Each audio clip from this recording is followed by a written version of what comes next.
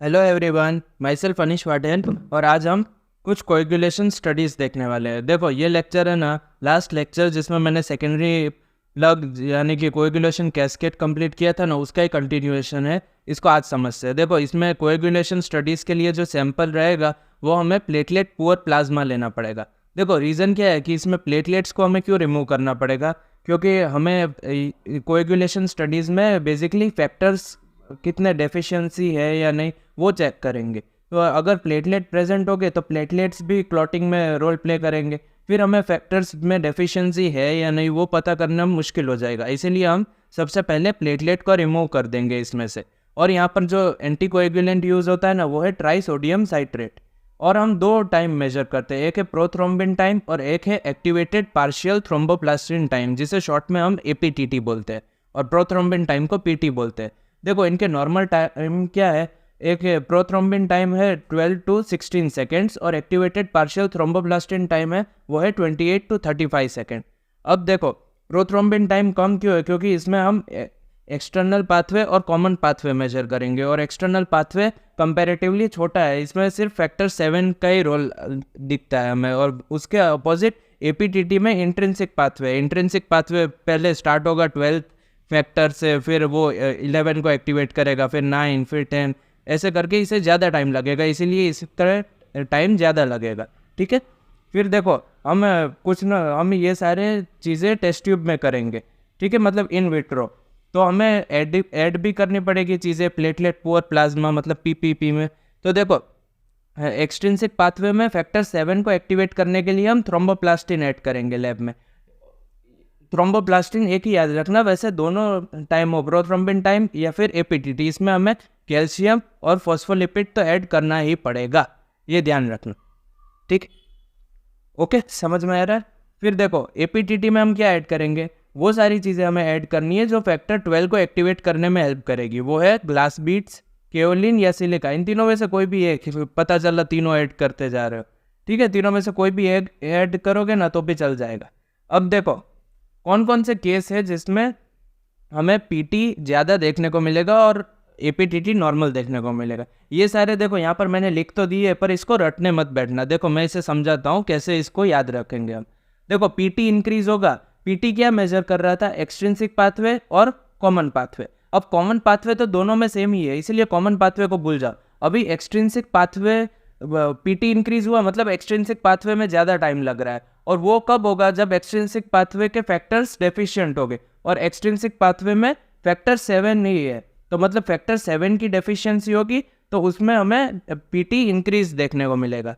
या फिर देखो विटामिन के की भी डेफिशिएंसी में हमें पीटी इंक्रीज देखने को मिलेगा, क्योंकि विटामिन के है वो फैक्टर 7 को एक्टिवेट करता है। ठीक है, विटामिन के की हमें रिक्वायरमेंट रहती है फैक्टर 7 को एक्टिवेट करने के लिए, इसीलिए देखो विटामिन के की डेफिशिएंसी होगी तो फैक्टर 7 एक्टिवेट ही नहीं हो पाएगा, तो उसकी वजह से हमें पीटी रेज्ड देखने को मिलेगा। फिर देखो पीटी तो नॉर्मल है, ये सेकंड केस है, पीटी नॉर्मल है पर एपीटीटी रेज्ड है, मतलब एपीटीटी की वैल्यू इंक्रीज हो गई। तो एपीटीटी हम इंट्रिंसिक पाथवे और कॉमन पाथवे में होता है। कॉमन पाथवे को हमें काउंट नहीं करना है, तो इंट्रिंसिक पाथवे के सारे फैक्टर्स की डेफिशिएंसी हो, फिर वो फैक्टर 12, 11, 9, 8 कोई भी हो, इन सारे फैक्टर्स में किसी की भी डेफिशिएंसी होगी ना, तो एपीटीटी की वैल्यू हमें ज़्यादा देखने को मिलेगी।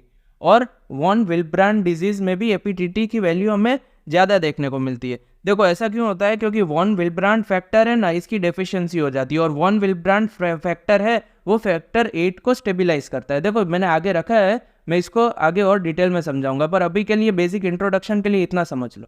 फिर देखो पता चला कि पीटी और आईपीटीटी दोनों की वैल्यू ज़्यादा है, तो देखो एक्सट्रिंसिक और इंट्रिंसिक पाथवे दोनों में डेफिशिएंसी हमें देखने को मिल सकती है। मतलब कॉमन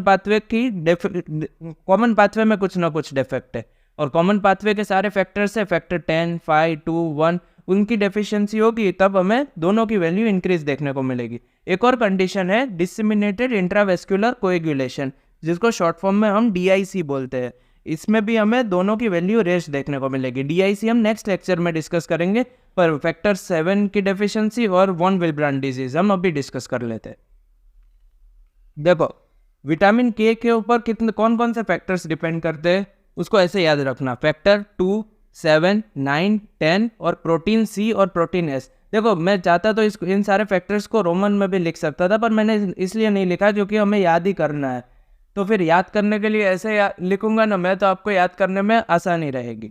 ठीक है, देखो फैक्टर 2, 7, 9, 10 और प्रोटीन सी और एस, ये सारे के सारे विटामिन के की हेल्प से ही एक्टिवेटेड होते हैं। अभी विटामिन के की डेफिशिएंसी होगी तो इनकी भी हमें डेफिशिएंसी देखने को मिलेगी। ये एक्टिवेट कहाँ पर होंगे? लिवर में एक्टिवेट होंगे, और को फैक्टर है विटामिन के। ओके, देखो और ये हमने पढ़ा भी था, हमने पढ़ा मतलब आपने फर्स्ट ईयर में पढ़ा होगा बायोकेमिस्ट्री में, विटामिन के आपने पढ़ा होगा ना तब उसमें, कि ये एक्टिवेट कैसे होगा? Activation of addition of gamma carboxylation of glutamic acid residues, ऐसे करके ये एक्टिवेट होते हैं ये सारे के सारे फैक्टर। तो अभी देखो ये पूरा मैकेनिज्म ऑफ एक्शन है। अगर मुझे एंटीकोएगुलेंट देना है तो मैं क्या कर सकता हूँ? इस स्टेप को ब्लॉक कर सकता हूँ, और अगर मैंने इस स्टेप को ब्लॉक कर दिया तो फिर ये फैक्टर्स एक्टिवेट नहीं हो पाएंगे और क्लॉटिंग नहीं हो पाएगी। एक ड्रग है वारफेरिन, ये इसको इस स्टेप को इनहिबिट कर देगा, जिसकी वजह से ये फैक्टर्स एक्टिवेट नहीं हो पाएंगे और फाइनली क्लॉटिंग नहीं हो पाएगी। तो देखो विटामिन के की डेफिशिएंसी में क्या होगा? ये सारे के सारे फैक्टर्स एक्टिवेट नहीं हो पाएंगे, पर इनमें से भी सबसे पहला जो फैक्टर है जिस पे अफेक्ट आएगा वो है फैक्टर 7। और उसका रीज़न क्यों है कि फैक्टर 7 के ना सबसे शॉर्टेस्ट हाफ लाइफ है, वो है अप्रोक्सीमेटली 4 आवर की। तो फैक्टर 7 एक्टिवेट नहीं हो पाएगा तो सबसे ज़्यादा इफेक्ट हमें कौन से एक्सट्रिंसिक पाथवे पे दिखेगा, और एक्सट्रिंसिक पाथवे कौन मेजर करता है? प्रोथ्रोम्बिन टाइम, और इसीलिए हमें प्रोथ्रोम्बिन टाइम रेज दिखेगा कंपेयर टू एपीटीटी। ठीक है, ये हो गया फैक्टर 7 की डेफिशिएंसी कैसे होगी। अब देखो वॉन विल्ब्रांड फैक्टर कैसे हेल्प करेगा वो समझते हैं। देखो वॉन विल्ब्रांड फैक्टर है, ये दो सोर्सेज है इसके, ये हमने प्राइमरी प्लग में भी देखा था, एक एंडोथेलियम सेल्स में और प्लेटलेट्स में। मेनली एंडोथेलियम सेल्स में ही होता है, पर थोड़ा बहुत प्लेटलेट्स में भी होता है। देखो एंडोथेलियम सेल्स का जो VWF है वो प्लेटलेट में एडेशन में रोल प्ले करेगा, और जो प्लेटलेट्स में प्रेजेंट है वो प्लेटलेट एग्रीगेशन में हेल्प करेगा। देखो VWF का प्लेटलेट एडेशन और एग्रीगेशन के अलावा एक और फंक्शन है कि वो फैक्टर 8 को स्टेबलाइज करेगा। तो अगर वॉन विल्ब्रांड डिजीज हो गई तो उसमें VWF की डेफिशिएंसी हो जाएगी, और उसकी वजह से फैक्टर 8 की भी डेफिशिएंसी हो जाएगी। और फैक्टर 8 है ये इंट्रिंसिक पाथवे में इन्वॉल्व है, और इंट्रिंसिक पाथवे को मेजर कौन करेगा? एपीटीटी। इसीलिए हमें सिर्फ और सिर्फ एपीटीटी इंक्रीज देखने को मिलेगा, और हमें इसका एक्सट्रिंसिक पाथवे पे कोई रोल नहीं दिखेगा, जिसकी वजह से पीटी पे कोई इफेक्ट नहीं आएगा। ठीक है, समझ में आ गया? देखो आज हमने क्या क्या पढ़ा? कोएगुलेशन स्टडीज देखी, फिर विटामिन के डिपेंडेंट फैक्टर्स देखे, और वॉन विल्ब्रांड डिजीज के बारे में पढ़ा। ठीक है, इसके बाद हमारा एक टॉपिक बचेगा DIC, उसको जैसे ही हम कवर कर लेंगे उसके बाद हम थ्रोम्बोसिस की तरफ शिफ्ट हो जाएंगे। ठीक है, आई होप कि आपको ये सारी चीज़ें समझ में आ गई हो। अगर आपको समझ में आ रही हो तो आप अपने फ्रेंड्स के साथ भी मेरे लेक्चर्स शेयर कर सकते हैं। Thank you so much for watching.